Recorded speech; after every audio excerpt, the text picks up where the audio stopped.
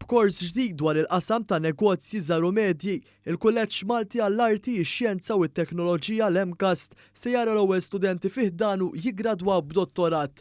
10 studenti li ġejjin minn oqsma differenti bdew dan il-kors ta' 5 snin li tnieda f'Ġunju ta' din is-sena.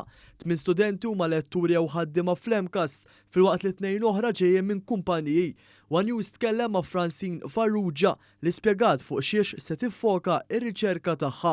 Permezz tal-istudju tiegħi ħankun mhux biss qed inħares lejn dan l-istess settur li f'Malta hawn il-maġġoranza nista' ngħid apart il-kumpaniji diġà eżistenti, però wkoll dak li diġà eżistenti f'pajjiżi oħra u x'huwa amalgamat ġewwa Malta. Hawnhekk ġol-MCAST huwa post fejn mhux biss naraw il-letturi jgħalmuna imma huwa post vokazzjonali, allura bid-Dottorat ħankun qed nesplora kemm dak li huwa akademiku fejn jidħlu metodoloġiji, grounded theory fost l-oħrajn, però wkoll x'għandu bżonn is-settur tal-SMEs. Il-prinċipal tal-MCAST James Kalleja semma kif dan il-kors b'riċerka kien ilu ħolma tal-Kulleġġ u issa saret realtà.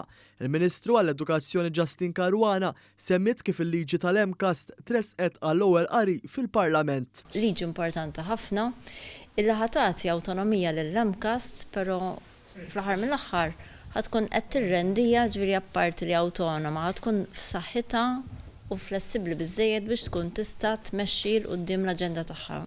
Dan il-kors ta' dottorat qed isir b'kollaborazzjoni mal-Kamra tan-Negozji żgħar u medji u l-Fondazzjoni Richmond.